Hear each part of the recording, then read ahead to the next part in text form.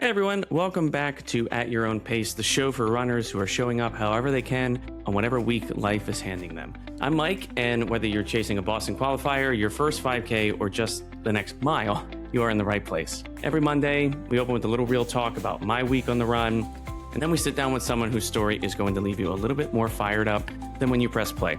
So lace up, settle in, and let's run this one together.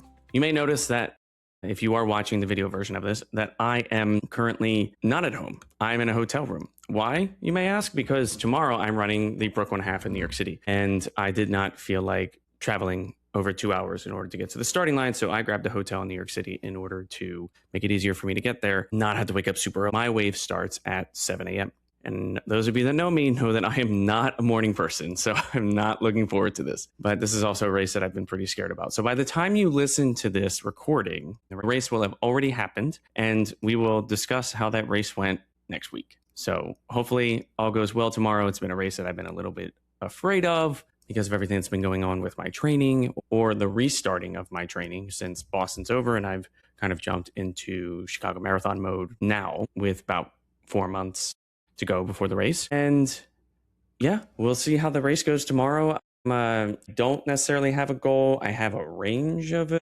time that I would like, but no PRs are expected tomorrow. I'm just going to go out there and try not to completely fall apart. But this week I wanted to talk about something that kind of snuck up on me and is hitting me hard right now because I didn't really fully prepare for this. I was ready, but kind of not ready. And that is my paternity leave ends today. Today is the last day that I'm on paternity leave. I've been on paternity leave since January, but Monday I start back up at work. I want to talk about the fear that I have going back to work after not working for 5-ish months, because this is a whole new ballgame now. It was a whole new ballgame when we had Lulu in January, and I thought I had started to kind of catch up to that and get used to the fact that I have a baby in my life now. But now we have another thing that I have to get used to, which is now being able to somehow balance having a baby and working full time, because both of those are essentially 2 full-time jobs. And now also creating content for all of you and being the husband that I want to be for my wife. So it's been a little stressful in the last couple of days. So going into work on Monday is going to be just like a whole new world for me, because I don't know. I've had to balance work, relationship, training. Now it's work, relationship, training, child, content creation. Not in that order, of course, but it's a little frightening, and it's going to be difficult for me to find that time. I'm slowly waking up earlier in the day, which has been phenomenal because I'm used to sleeping until like 10 o'clock, maybe sometimes 11 o'clock in the morning. Now I'm waking up at like 7:30, 7 o'clock, which those of you that know me know that that's life-changing for me. What I think that's going to help me start doing is become a morning workout person, which I have never been before. I've always been a late night exerciser, and I'm talking like 10 o'clock, 11 o'clock at night. Sometimes I would run in the middle of the day on my lunch break from work, but I think that if I can get this down pat and work out early, 6 o'clock, 7 o'clock in the morning, I think I can make everything work properly and still have the ability to exercise in the morning, work and manage having our baby. And then, of course, once my wife goes back to work, we'll have her in daycare and we'll have to kind of navigate that. And then at the same time, be able to make content, which if I can work out in the morning, will free up a lot of my time at night to, 1, spend time with my family, and 2, allow me to make content without having to somehow try to find ways to work in my training that I need to get, because I've got some big goals for Chicago. And yes, I know that Boston did not go necessarily the way that I wanted to. Finished still in a decent time, but I wish I had done a little bit better. But granted that I was brand new as a dad, and the 4 months leading up to the marathon since the beginning of the year were really chaotic in terms of what I had to deal with. I would say that that's a win for finishing with the time that I finished in. But Chicago, I'm trying to set my sights on some bigger things that I've been trying to chase for a while. And I'm hoping that by starting my training now and getting kind of 4 months of training in, like really dialing in and focusing on what my training plan asks for me to do, that I'll be able to hit that goal in Chicago, breaking 3 hours in a marathon. My PR is 3:11. And I'm hoping that I can train a little bit stronger and harder, smarter to finally be able to accomplish that. But yeah, I'm really nervous for next week. I've cried a couple times, just really thought about what my life is going to look like after I go back to work, because unfortunately I did not become a millionaire while I was on paternity leave. I would have loved to have had that happen, or for something magical to fall through with my content creation, but it didn't. And that's just real life. And that's what we all have to deal with. And I'm not the first person who has to balance this. I will not be the last person who needs to balance this. And I know many of you already do it. And I am very proud of you. I give you a lot of kudos. But for me, going into it for the first time in my life is nerve-wracking, because I want to be there for my family. And for those of you that don't know my history, I grew up without a father. He left when I was about 4 months old, and I have never seen him since. I found him when I was in my 20s and reached out to him, and we had a very brief conversation on the phone. But essentially, he abandoned me again and said it was too late for me to form a relationship with him. So still haven't met him. I am going to be 39 this year, and I can't believe that. So I want to be the opposite of what he was with my family. I want to be the dad that's there, the dad that cares, the dad that loves unconditionally and never leaves and is there always, all the time. Same thing with my wife. Don't ever want her to feel like she's not loved. And so part of me is beating myself up about this, because that's what it feels like. It's like I'm taking away some of my attention from them and putting it into something else. And I mean, I unfortunately did some of that during my paternity leave with my content creation and my training and the racing and things like that. Yeah, needing to find that balance between work and family. I don't think it's fair. I really think that the way that capitalism has completely destroyed our society, is one of the reasons why our families fall apart. But that is neither here nor there. And I don't really want to get into the politics of it all, because I will not shut up about it if I'm given the chance. But this is going to be like walking into a whole new, I don't even know. It's not even a whole new world. It's like a whole different reality, because I've got to find a way to somehow manage my life in multiple areas of it now that I never had to before. And those of you that have somehow been able to find a way to do this, please reach out to me and let me know how you did it. And let me know that it's possible and that I'll be okay, because I am not looking forward to Monday. Not looking forward to it. But on a positive note, it's nice to be back in New York City. I lived here for 17 years after I graduated from high school in New Jersey. I moved here for college and just never left, and lived here until I was about 36, 35. I don't remember. The years just kind of blend together now. But it's been a wild ride. Like, I loved living in New York City. And then during COVID, I ended up living with my wife in Florida, where she lived with her family for a couple months. We did long distance for about a year and a half. And the story of how we met is wild. And one day I'll tell all of you. But I would rather her be there with me so that we can explain it together, because it is crazy and people love hearing it, because it's not like, oh, we met on a dating app or we met at a bar or something. This was just, I lived in New York City. She lived in Florida. How did that happen? We'll tell you one day. But after living in Florida for about 8 months, I got offered a job up in New York City again, and she had always wanted to live here. So we moved up and we lived here for a year, and we lived in Brooklyn, and my wife hated it. She did not like it at all. It was not what she wanted, and it was not what she expected. So we ended up compromising, and I said, okay, let's move to New Jersey. We moved back to South Jersey, which is where I grew up, for a number of reasons. My grandma was really sick at the time, and it just made sense to be closer to her. And it was obviously cheaper than what we were paying for in New York City, and gave us the ability to still get to New York in a decent amount of time. And we were in the suburbs, which is where I know she wanted to live. And so we're pretty content now. And so I get to come up to New York every once in a while for races, and I get to come up and we get to see our friends. And I haven't been up here in almost like 2 months. And so it felt really weird getting off of the train and walking into the city, because it felt, I don't know, it just felt like I haven't been here in so long. Usually I'm up here maybe about once a month, but I think this may have been the largest gap in a while. And I went and picked up my bib for the Brooklyn half. Somehow I'm in Corral AA. I don't know how. That's wild to me. I'm not that fast, so we'll see what happens tomorrow. But I keep thinking about the Brooklyn half, because the Brooklyn half is such a weird race. It's at the date that it's on is always just absolutely terrible when it comes to the weather. It's always so humid, so muggy, and hot, no matter what year it is. I've run this race 3 times now. This will be the 4th time. And every year it's been like that. It's been super muggy. There's been fog. there's been just so much humidity in the air that you're just soaked by like mile one. And 2 of those years, someone passed away during the race. So I don't know what tomorrow's going to be like, because by the time most people start running in the thick of it, it's going to be almost about 60 degrees. And I think it's going to go up to the high 70s maybe. So I'm hoping everybody's going to be okay.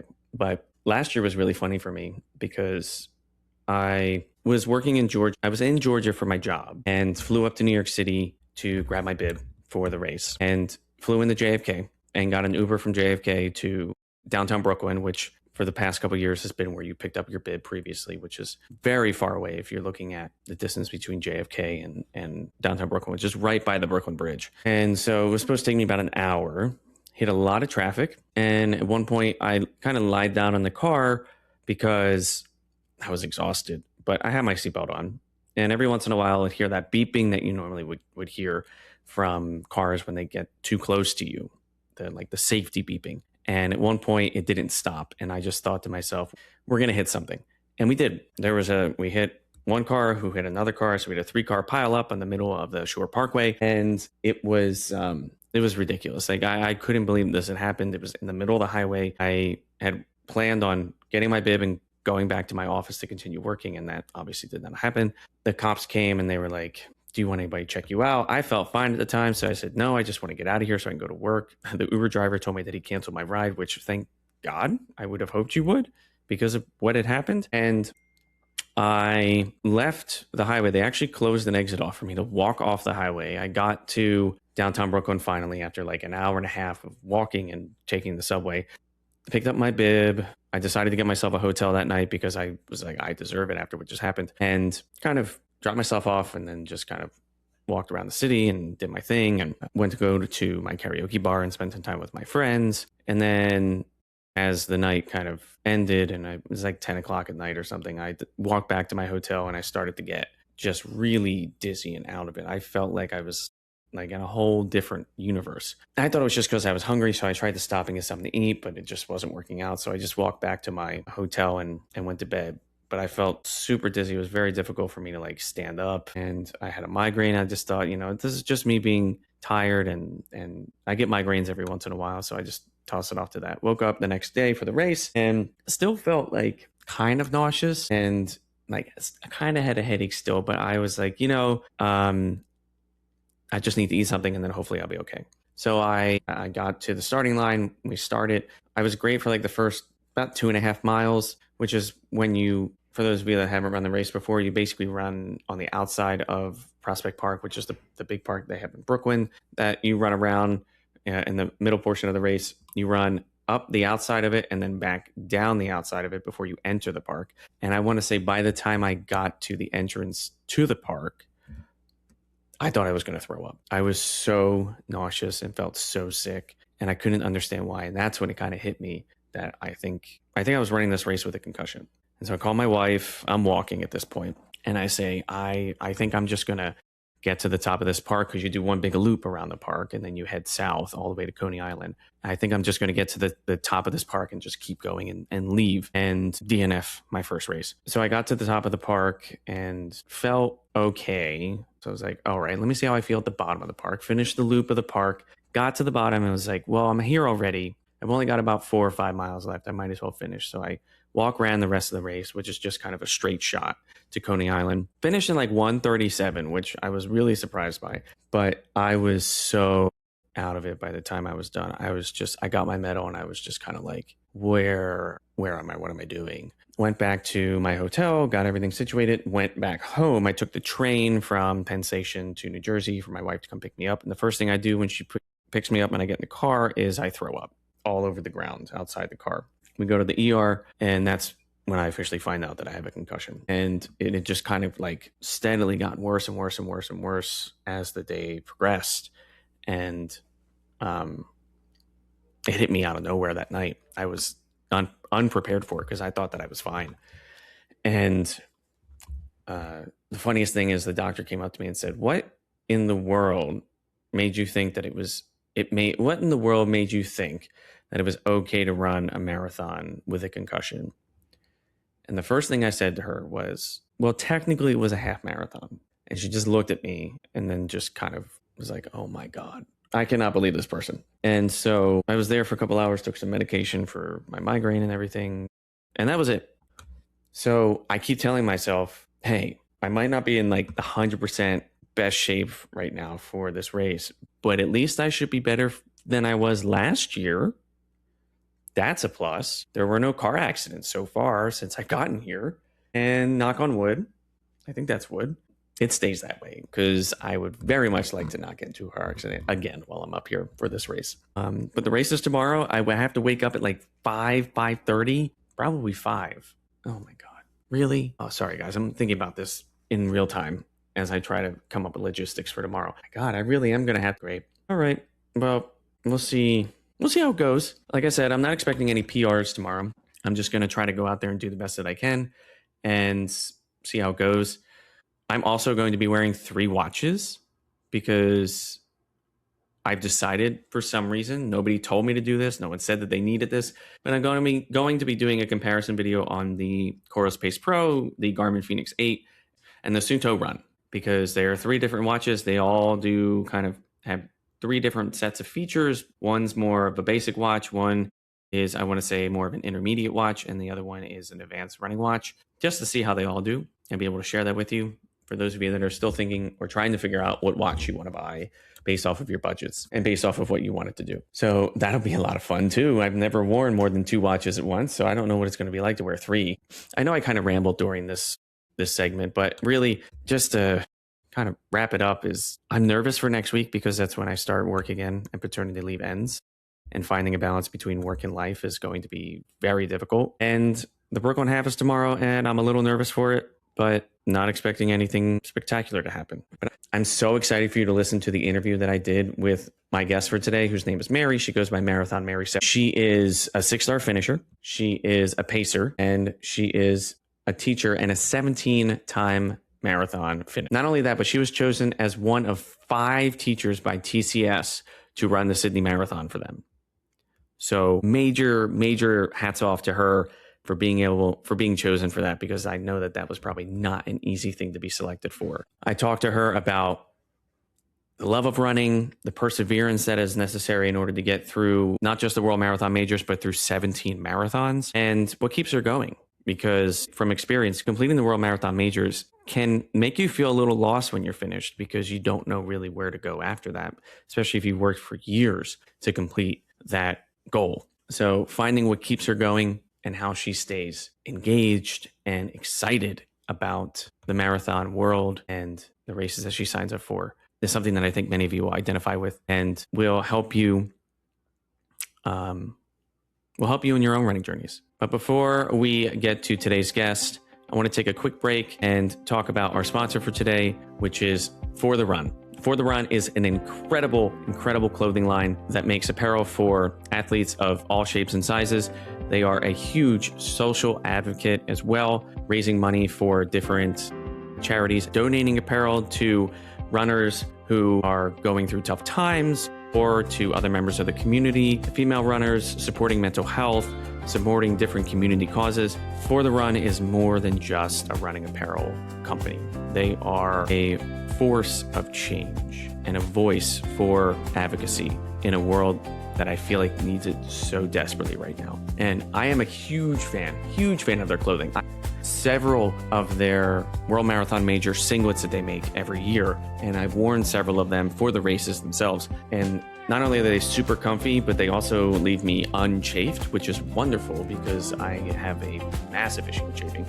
And they make probably my favorite running hat of all time, which says "Run Far, Don't Die," which I've gotten a lot of compliments on. So definitely check them out. Their website is forthe.run, and their clothing is affordably priced, which is fantastic in today's day and age where things just continue to get more expensive and the quality seems to get worse and worse. But if you use the code FTR-Mike Runs Marathons, all one word, you can save 10% off your next purchase. And I guarantee you that whatever you buy from them, whether it's their leggings, their half tights, their singlets, their shirts, their hoodies, their hats, you're going to love it. And I know the owner personally, great guy, and he loves what he does, and that he is so invested in the success of this company, not just because he wants the company to succeed, but because he believes in the products that he creates. And he designs most of the products himself. So if you want to go support a small business that is doing great things, definitely check out For the Run. Now that we're back, you know the drill. Grab some water, find your stride, and meet me in the conversation, because today's guest is someone that I have been so excited to introduce you to. Today's guest is someone who represents what long-term commitment to running really looks like. If you follow Marathon Mary 79, you don't see hype, you see consistency. You see early alarms, training blocks, finish lines, and that are earned over time, and a runner who keeps showing up season after season. Her journey isn't about one breakthrough moment. It's about building something that's steady and strong over the years. I'm excited to talk about what keeps her coming back to the marathon distances, how her mindset has evolved over time, and what it means to run at your own pace when you've been in the sport long enough to see trends come and go. So I want to bring in Mary. Mary, how's it going? It is going extremely well. Yeah, It's yeah. going How? well. I haven't been able to look at your current training block, but do you have anything lined up? Marathon wise, I just got into Sydney actually. Awesome. As recent as like last week, I think we found out. I got into Sydney as a teacher. So, of course, I'm not fully into that training just yet. I'll pick that up a little bit later in the season. But that's the big news now.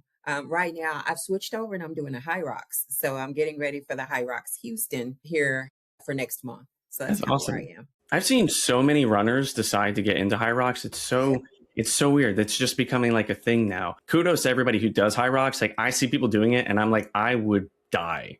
Because the running part probably I'd be fine at, but it's all the other parts.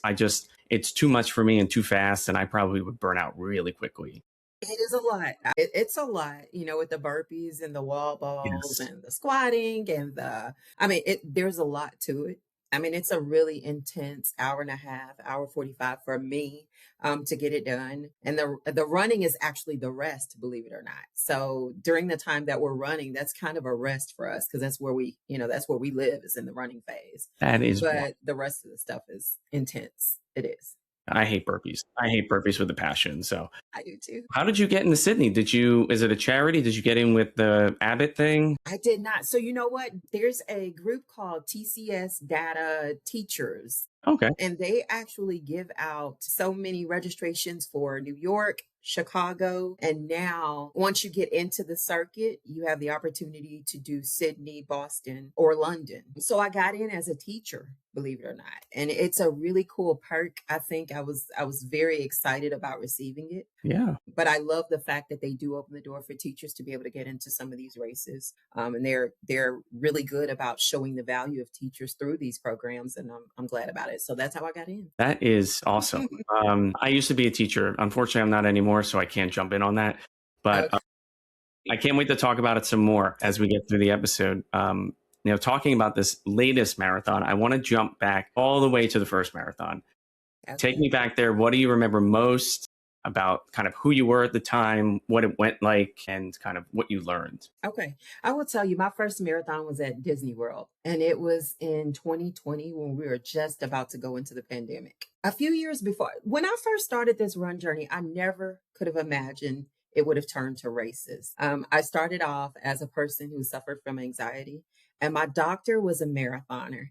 And he asked me, he said, "Have you ever thought about just walking?" And I was like, "Well, I do it every day." And he was like, "No, what about as an exercise?" Mm, Because at the time I didn't want to do medication. And so he said, "Well, if you can get outside and you can do 30 minutes a day, it doesn't have to be intense. If you could just do it for 30 minutes a day, I think you'll find that you'll get some benefits from it."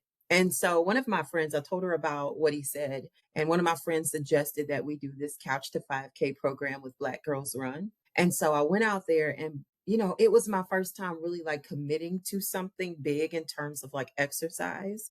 And so I committed to the program. I think we got there like in the second week, committed to the program. And by the time we got done, I was able to run a 5K. And it was a big deal. So I think at some point, the 5K became the 10K. hmm And then I decided I wanted to go for my first half marathon and I did it. And then we'd gone to Disney World. I went to Disney World with a group of friends, and they did what was called the Dopey Challenge when Yeah. we went.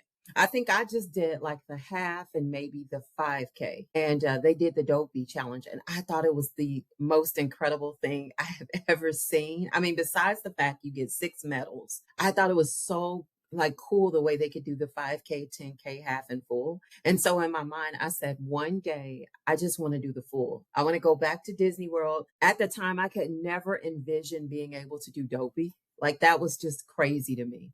But I was like, I want to do the full. I want to do it at Disney World and I'm going to do it eventually. So 2020 became the year where I did my first full. And when I got done, I said I'd never do another full again. It Mm, was just, it was so hot. It was mm. hot and it was just a lot. 26.2 was a lot to me at that time. I just didn't want to do it again. And so that's what I said that day. I don't want to do it anymore. And look at you now, a 6-star finisher. Yeah. I did Disney actually in 2021. And Okay. I agree with you. It was hot by the time I finished because you started like what, 5:30 or something, Yes. 5:45. Yes. Yeah. By the time you get done, it's like past 11 o'clock or 10 o'clock Mhm. and the humidity's coming out. My wife is from Florida. So it's, everybody likes to go. They say they like to go to Florida, but if you're there for an extended period of time, you realize how bad that humidity is. Yes. So you tell yourself, I'm never doing this again, which Absolutely. I have heard from so many other marathoners, including myself. When did you realize that this was not a one race thing? Oh, I think when I did, well, first of all, it was like 83 degrees, I think that day. It was like brutally hot, but there was never a point where I didn't think I could finish. That's the interesting thing. As hard as it was, I was just like, I'm just going to walk these last 6 miles and I'll get done with it. When I crossed the finish line, I remember they recorded me and I remember saying, I'm not doing this again.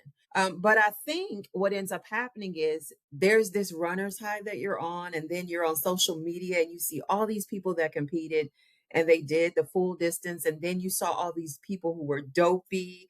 And all of a sudden, you start to get a little bit interested in, okay, I wonder if I could do this or I could do that. And I didn't really act upon it at that time. What ends up happening is further in 2020, I think someone mentions Chicago. And I'm not even sure that I knew what the majors were even then, but someone mentioned Chicago and says, you know what, they're going to apply for Chicago. And I was like, well, what's going on in Chicago? And they were like, it's a big marathon. And I was like, you know what, I'm kind of interested. I'm not sure. Let me take a look at it. And it became one of those things where I'm going to apply. And if I get in, I'll do it. If I don't, then that means it's not intended for me to do it. And so, lucky me, I got in. And so, Chicago became my first marathon after the Dopey. I mean, not Dopey, the first marathon after the Disney World. And I was hooked after Chicago. I was hooked. When you go from Disney to Chicago, I mean, the majority of Disney is on highways, so Yes. there's no crowd. Yes. But Chicago is like a 180. I mean, you got crowds everywhere, lining the whole entire street from Yes. start to end. I feel you on that because it's. I remember my first marathon was New York, and Okay. I had done some races in New York, and there were like some people at the finish line, cheering you on, and I was like, yeah, maybe it'll be like that. But as soon as we got into Brooklyn, I was Mhm. like, I am hooked. This Yes. is this is incredible. So I 100% agree with you on that. It was life changing. It was something I'd never seen before. Now you talk about going from the 5K, 10K, okay, moving up in the Yes. distances. What did the marathon distance give you that you didn't get from these other smaller distances that you had done? It was a challenge, and it wasn't a progressive challenge from the half to full. You're doubling it. So I mean, when you've got the 5K and then you go to the 10K, of course you're doubling it, but it's not such a huge jump.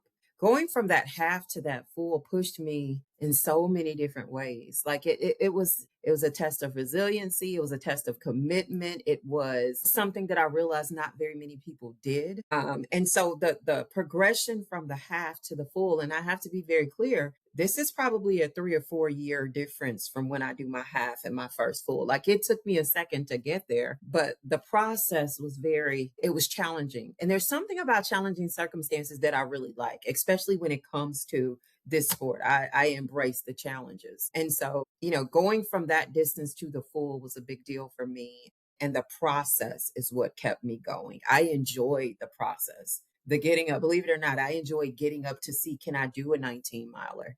Can I do the 20 miler? How do I feel? I think that training cycle, I actually went up to like 22 miles I haven't done that since, but I felt so good in my 20 miler. I was like, well, let's just keep going. Mm, And so that whole process was really good for me. I really enjoyed it.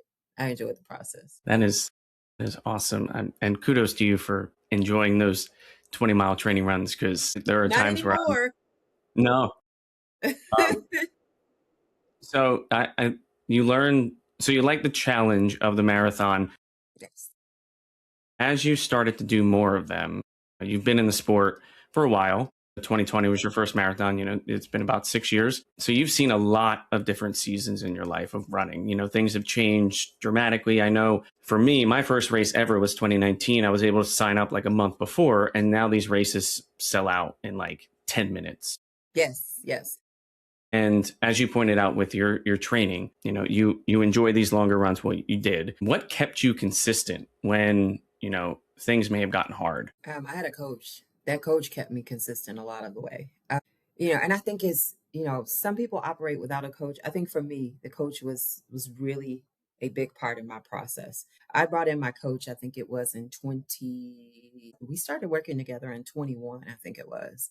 Um, but him, the constant check-ins, there became a point where I didn't want to disappoint him as a coach. And that kept me consistent. Even on the days where I didn't feel like it, I knew that he was watching and he was investing his time and I didn't want to let him down.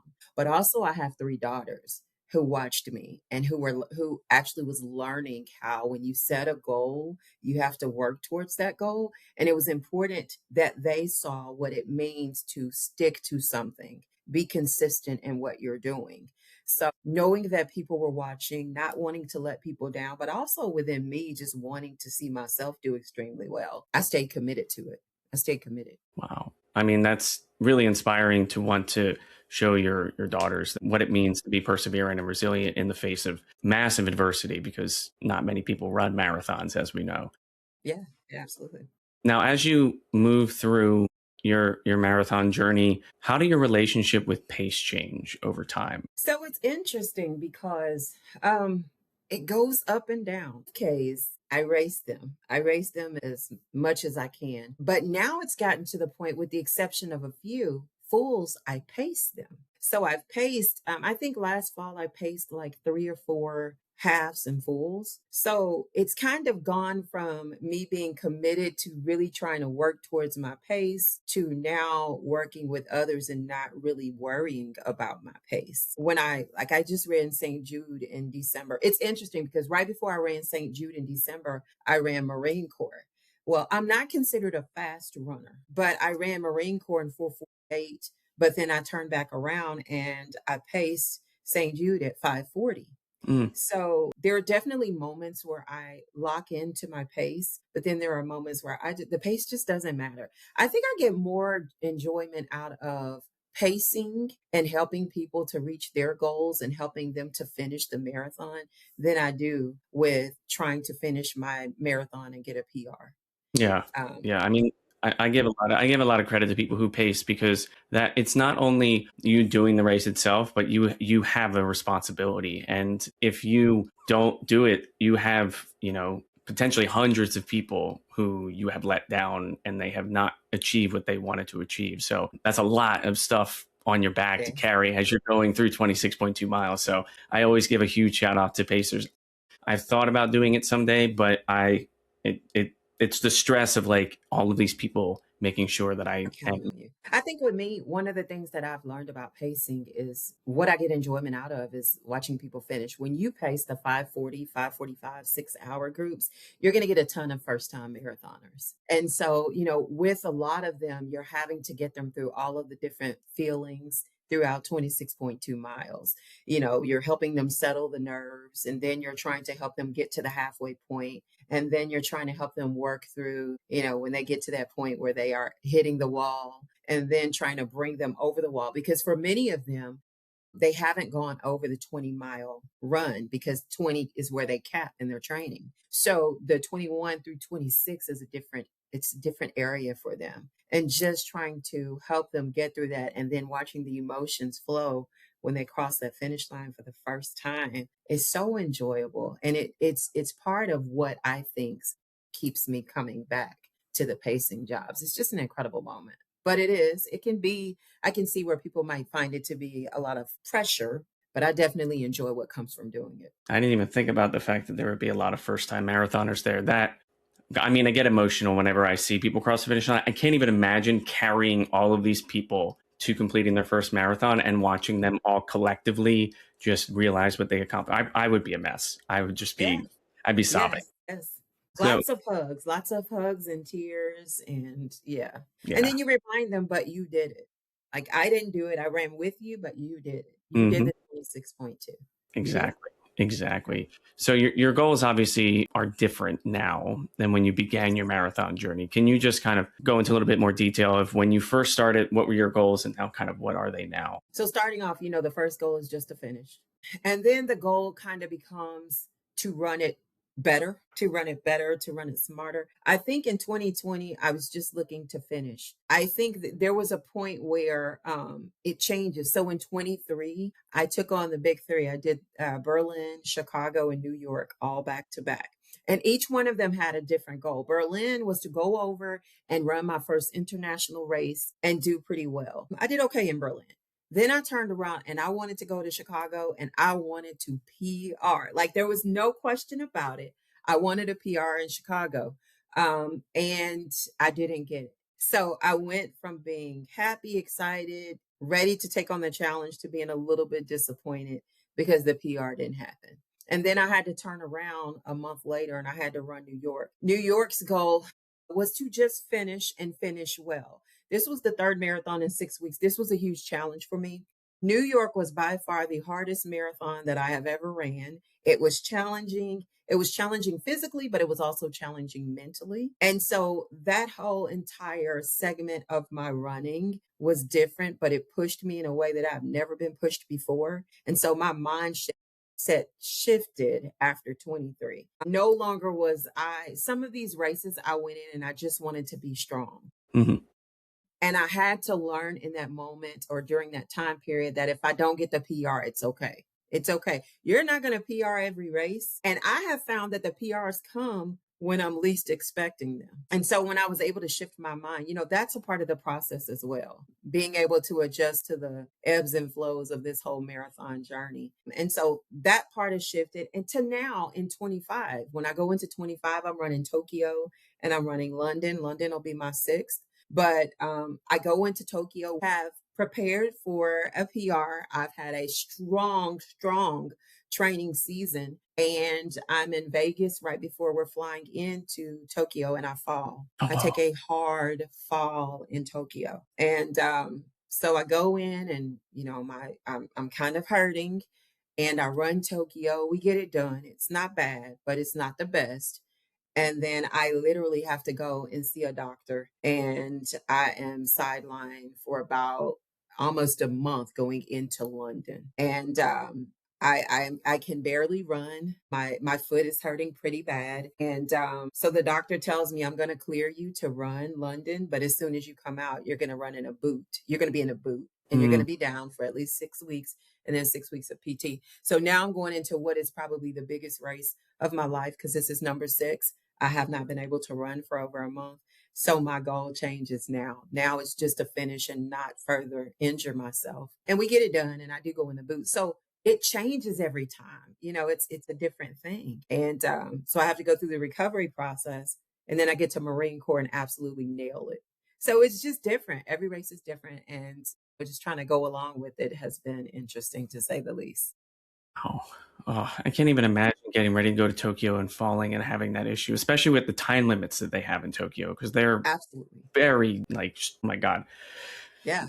Yeah. And it was intense. It was because I actually was over there and I was like, oh my goodness. And it was so not like when I fell, it was so I'm running in Vegas and I step on this thing and the backside pops up and I fall, I face plant right over it. And my coach is like, oh my goodness, are you okay? And I'm like, yeah, I think I'm okay, but no, it wasn't great at all. So, I mean, this kind of segues in my next question because you talk about the issues you've had during certain races. When a race, if you could talk about maybe a race that comes to mind, could be Tokyo, could be London if you want, that doesn't go to plan. How do if you could walk me through what the process was of how you went maybe from plan A to B, maybe C, in order to get across that finish line, and kind of the perseverance that you needed to do that. Okay. There's a couple of races. I think New York is probably that race for me. It is the one that's etched in my mind as being the toughest. So tough that I want to go back for a second time. I think some of it we can underestimate where our body is in doing 3 marathons in 6 weeks. Even though I felt good coming out of Chicago, my body still needed to recover. So when I got into New York, first of all, you're already waiting around for about 4.5, 5 hours before the race starts because you're hanging out in the runner's village and or whatever it's called. But anyway, you're hanging out. So and you're starting this process at like 11:30 in the morning when you're normally done with your runs. And then you get out there and out of the gate, you're going up a bridge and you're going over these barrels. I just remember thinking, this is so hard. This race is so hard. And I remember being at 16 and I'm just like, what is happening? Mentally, I was ready to tap out. It was the hardest race mentally for me. I was tired. And I was trying to run New York like I had ran all of my other races, and it just was not going to be that race. And so I had to kind of figure that out. That's when you open up the phone and you make a phone call to your coach and you say, hey, this is not going to plan. Like this is, and your coach tells you just finish. You have nothing to prove, just finish. And so then you're still struggling because you get to mile 19 and you're hitting a wall that you've never hit before. I'd never hit a wall before I got to New York. And so I'm in New York and I'm trying to work through this wall and it's just not working. It wasn't that I didn't think I could finish, but I knew I just wasn't finishing well. Yeah. And so I pick up the phone and I call my strength training coach and he's very positive, but he's just like, don't worry, just finish. And then I start to just enjoy the crowd. And, so it wasn't going to plan, but I was having to be redirected. And I took the redirection and I had to change my mindset and I had to be okay with what was happening in New York. And so I started to enjoy the crowd more. I started to engage with the crowd. I talked to the runners. I started to take the race in, and that changed a lot of New York for me. And I was able to finish it eventually. But that's just kind of what happens when it doesn't go to plan. You have to figure out how to keep going through it despite that. And so Yeah. that's New York for you. What year did you run New York? I ran it in 23. I'm going to go back though, because that will not be my story for New York. That's not going to be the finishing Hmm. story. Like I want a second chance at New York. Yeah. I usually run New York every year. And so Okay. I've run it 5 times and every year gets better. But be careful because when you run Sydney, it has more elevation than New York. I've heard. Yeah. I've heard. But there won't be a Berlin and a Chicago before Sydney. That's true. We're actually specifically training for Sydney. So we'll be on hills and all kinds of inclines so that Good. we'll be ready. Now, on the flip side, so we talked about the struggles. I want to talk about what does success look like for you now? Because before you talked about, trying to get better and have better times. Now, what does it kind of look like for you? I think success for me was finishing the 6 world majors. Like that was, for me, that was kind of the pinnacle. Yes, we have these other majors that are now in play, but I think once you've gotten the 6, it's just a different feeling. That's what success for me. Success is also in the pacing game, being able to get people across that finish line. That's success. Making it through a training season and not being injured. That's success for me. So those are kind of the things that I consider to be success now. Okay.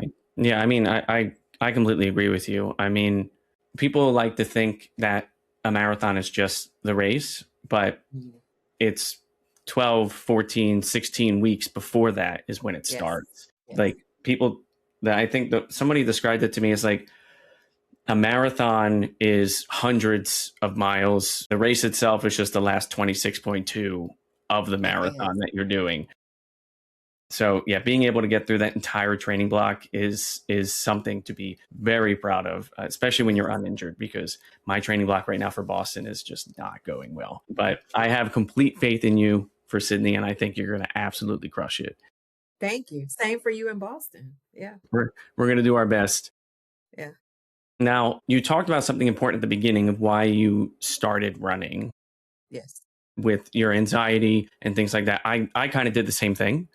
I had really bad depression. I had anxiety. I had a doctor also tell me that I was really unhealthy, like, just like physically. What drove you? I mean, I know you say your doctor was a marathoner, but you could have done anything. You could have gone lifted weights. You could have biked. You could have done so many other things. What drove you to running that you wouldn't have gotten from another sport? When we started the training program, we started with a group called Black Girls Run. I think what was big was that it was ladies who looked like me, who were not your, they weren't your elite athletes. They were mothers just like I was or I am. They held normal jobs. And the fact that they looked normal to me drew me in and kept me coming back because I felt like I had a village. I had a village and I had accountability partners and I had what I thought was a very encouraging situation. So that is what drew me in. The whole Black Girls Run organization was very big.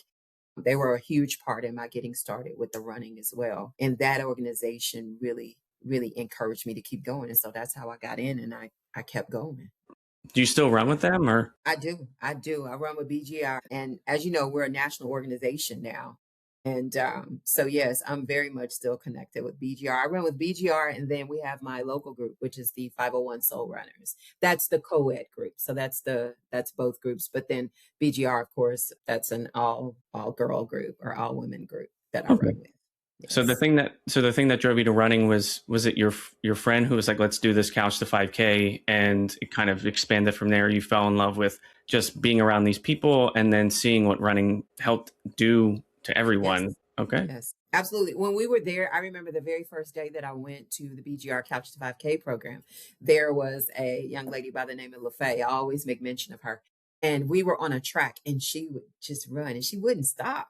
And she caught my attention because, we're walking, it's the beginning, and she's just running and running and running and running. And I stopped her at the end and I said, "Hey, how did you get to a point where you could just kind of go around this track and not stop?" And she was like, "My training." And I was like, "Just like this?" And she said, "Yeah, stick to this program and you'll get there." And so I never forgot that. I stuck to the program. And, after we got done with, I think it was a 10-week program or something, I was able to run the 5K without stopping. That was my inspirational moment from the beginning. Just seeing her do it. And I was like, I want to do that one day. We did. Now, once you completed that couch to 5K program, because I'm assuming you do that, you're probably not thinking about marathons. You're just, No, I did this no. 5K. This is great. What did you learn from that, and how did it make you feel once you were able to complete that? From, as you pointed out, from not stopping. The training, sticking to your training, I saw in myself how much my body adapted via training. That was incredible, I think, for me to see that, like to stick with it and know the first week I couldn't run it all, but just like staying committed. My best friend even dropped out of it. So there was a point where she wasn't even a part of it anymore. And I stayed with it. I think by the time we finished that program, there were like 7 of us who stuck with the training. And of the 7, I would say 4 of us literally ran the entire 5K. So I was able to see what my body could do if I just remained committed and I stuck with it and my body rose to the occasion. And that was inspiring. That was a big part of it. That was huge, actually, to see that I could do what LaFay did. That was pretty big. Yeah, absolutely. Now, obviously running impacts not just your physical health and things like that. It can expand and impact the rest of your life, Yes. professionally, personally, things like that. How has running impacted you in more ways besides just being able to go out there and do the sport? Yeah, it's taught me to honor my commitment to certain things. Again, saying that I want to achieve a goal, but actually going for it and putting in the work for it can translate into anything you do in life. Whatever your goals are in life in general, being willing to commit to whatever it's going to require in order for you to achieve it. That's a big part of it. Also, what I've learned in this is that people watch you. People watch you that you don't even realize are watching you. Earlier, I talked about my kids. I alluded to my kids, but as a teacher, my students watch me. I have been, I always laugh about it because it's like every year I have a kid that finds me on social media and they're like, Miss Fleming, I didn't know you. And it's gotten to the point where even my district has started to back me in my running journey. So, they're watching, my coworkers are watching, but then you have people who are just on social media that watch you every day and you have no idea that they're watching you. So you know that you're inspiring people, especially those people who aren't what some people may deem your average runners. Hmm. These are going to be the people who aren't the runner size. These are going to be the people who don't run the 7, 8 minute miles, but maybe they're running the 15, 16 minute mile. And maybe the run that I posted on this day is a 16-minute mile, and they're seeing that and they're drawing inspiration from that. So even with the runs, you're inspiring people outside to maybe consider running, but also to consider their health as well. This journey has also taught me that you have to be patient. Like, it doesn't happen overnight. Yes. It may take you a couple of years to get to the goal that you're going after, but just put the work in and it'll come to you. And if what you're hoping for doesn't come, whatever is meant to be will come to you, Mhm. whatever that may be. So I think that's kind of what this run journey has done for me. I like you talking about the patience that you need to have when you start running, because there's a lot of people out there who see on social media, the people who are running these really fast paces. And there's a lot of people who try to decide what a runner is. Yes. And they see that and they might go out and try to run and not be able to succeed at what they're seeing online. And then they just quit. Yes. So Yes. I think that patience is very important because, you're going to start. I mean, for me, I started out running. I hated it. Like, I was just like, I could barely run for like 20 seconds, 30 seconds, Mhm. and I had to stop. When you started running, when you finished that 5K, did you immediately feel like this is for me? Yes, yes.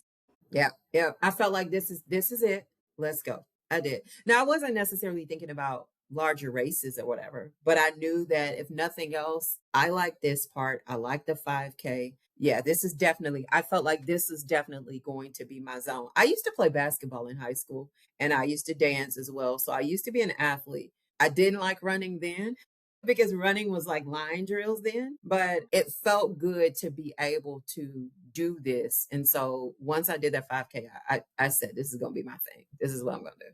Yeah, no It, question about it. it's so funny because everyone I've talked to who's done some sort of sport, like in high school or whatnot, running was the punishment. Hmm. Like, I did marching band, and if you did something wrong or if you got in trouble, it would just be run around the football field, and everyone hated it. And it's so funny now that so many of us have kind of fallen back into this sport and we love it now. Yes. So I want to talk about, because you are very inspirational. You've accomplished so many things when it comes to your own running journeys. You pace people now and you just continue to go out there and give it your all. So there's a lot of people that might be thinking, I think I want to get into this running thing, but I'm not sure. I don't think I'm good enough. I don't have the body type. I don't have the pace. What do you say to those individuals that want to take that first step, but they just feel like they wouldn't belong in the sport? So I would dispel the whole idea that there is a body type, a pace, or anything. I would just say get out and do it. Be like Nike, just do it. There is enough pavement for everyone. There's space for everyone. And for the vast majority of us that run, we will make space for you. I think the running community is an extremely supportive community. And I think it's important to find you a community that will support you in your efforts. But even if you don't have a community, walk your street. Everyone doesn't have to run either. There's a space for walkers. There's a space. I love power walkers. I attempted to power walk my half marathon last year and it was challenging, but there's a space for it. There are people who thrive in power walking. But that's the neat thing about this. You don't have to have equipment. You don't have to have a gym. All you have to do is have somewhere where you can put one foot in front of the other and you can just go. So I would just encourage someone to just get started. Don't worry about pacing. Don't worry about time. Don't worry about any of that. Just get out there and go and just see what happens for you. And I promise you'll find your space out there. You really will. I love that And line. we all started somewhere. We didn't all start out running. Like you said, I mean, you started off walking. I started off walking, couldn't even run 10 seconds. That's a progression that happens. And for some, that progression never happens. And that's okay. If you want to stick with walking, do so. but there's a space for everyone. I love the line you said about there's enough pavement for everybody. That's Yes. really powerful, because there's a lot of people who think that they just won't fit in the sport. And you're correct. Just start. There's the way that I describe it is the number one person who thinks about you all the time is you. Yes. So I guarantee you, like I remember the first time when I started running, I ran on the treadmill for like 8 months. I didn't want to go outside because I thought I was going to be judged. I thought I wasn't going to be as fast as I could be on the treadmill, and that I was just like not going to fit in. And I used to live in New York City at the time. So the first time I ran outside was in Central Park, and there were a lot of people, and I started running, and I was like, about like 5 minutes in, I was like, no one's looking at me. No one's And paying attention. no one's paying attention, so I might as well just enjoy this now. Mhm. And that was eye-opening for me. And you're absolutely correct. It's so difficult to fight against that imposter syndrome, but once you do, and you get into the sport and you find out that you like it, it can be very life-changing. Now, on the flip side of that, let's say we have someone who has started, right? They've decided, I want to take my first steps. I bought my first pair of shoes. What is one piece of advice that you would give that individual? Pressure yourself. Do not put pressure on yourself in this sport. It just get out and do it. I said that before, but just get out and do it. Don't put yourself in a box where you have to run this many days, this length of time at this pace. That is not true. Get out and do what works best for you. Do what works best for you. Whatever that may be. Do it. But what you got to do is you got to remove the pressure. You have to remove the pressure of this sport. Just because someone runs a certain pace doesn't mean you have to. Your journey is your journey. I can't say that enough. Stay in your lane and do what works best for you, and don't worry about what other people are trying to do, nor try to imitate what others are trying to do. Yes, Yeah, absolutely. It's so difficult now with social media to it is.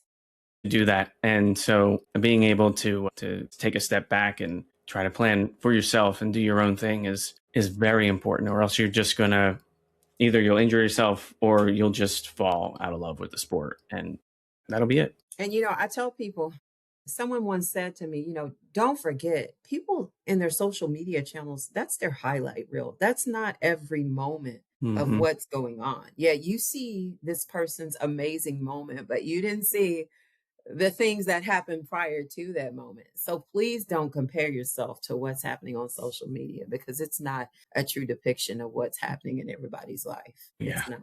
You always you always see after the races, the smiling photos with the medals and everybody's so, ecstatic and things like that. But what you don't see is like the crying that goes Yes. into your training, because you're just like so exhausted and you don't know how to balance. It's so difficult to balance work and to balance your training, and you might have you might have a family to take care of. It's so stressful, and people don't like to talk about that part. They just like to talk about, here's what I accomplished, and that's it, to make themselves look better and feel better. Mhm. That's Now, I want to go back to when you took that first step in the Couch to 5K program. You've got Mary there back in, was it 2019?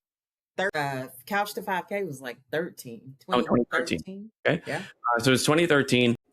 If you could give yourself back then one piece of advice, what would that be? Keep going, because you're going to be surprised at what you achieve. Keep going. You're going to be surprised. Yeah. Yeah. That's what I would say. Now, these next questions that I have are questions that I ask everybody. I call them the hot seat, and they are just quick, rapid fire questions. Don't really think about them. Give me the first thing that comes to mind about certain topics that I have with running. The first is going to be trail or road. Road. What is your I've never favorite? done trail. You've never done trails? Oh, I have never done trail. I've done trail running, and I stopped because I kept falling. So Okay. I love it. It's really fun, and it's like very serene and calming. But I can't look at the ground and run at the same time, and I Yes. worry about the roots and everything. So I think me and trail running are kind of finished. Okay. What is your favorite running shoe brand right now? The Nike Vaporflies.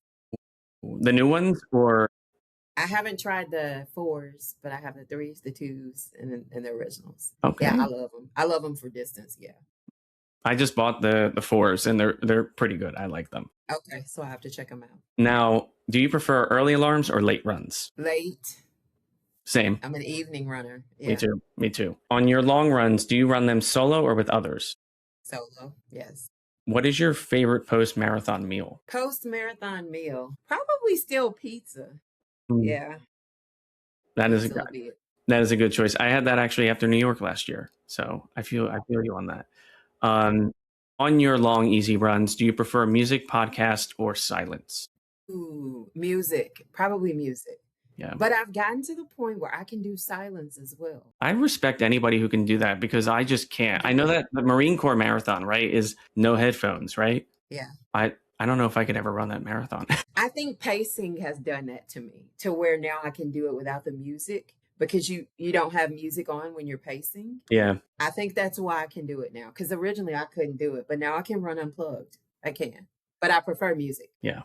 I prefer it too for the cadence to help keep my speed up. Okay. Now, what is one piece of running gear that you can't live without, and you can't say your shoes? Running gear I can't live without, and it's not my shoes. What else? Actually, my watch, my either my Apple Watch or Garmin.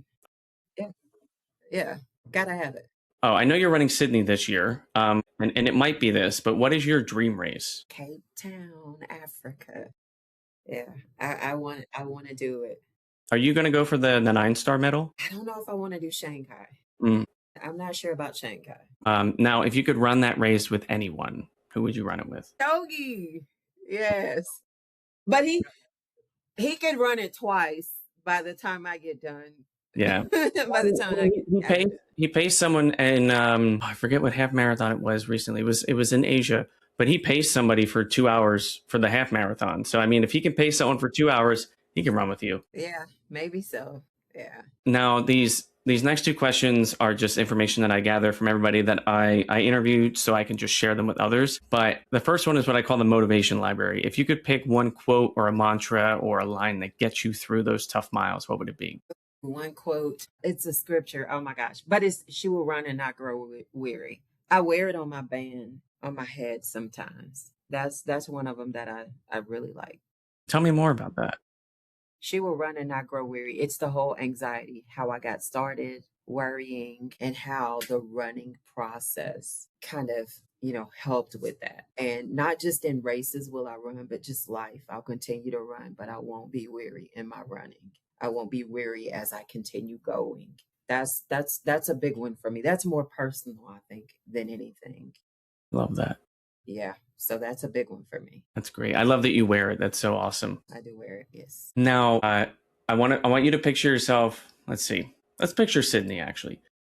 Okay. So you have Sydney over the summer. It's August, right? Yes. September. August 30th, I think it is, somewhere there. So you're at Sydney in August, and you see the finish line. You see the Opera House. What song is blasting through your headphones as you cross? Eminem, Lose Yourself. Oh my goodness. That's my finish. Yes, indeed. I love it. I've had a couple people choose Eminem, so he's really popular amongst the runners. Yes, I love Lose Yourself.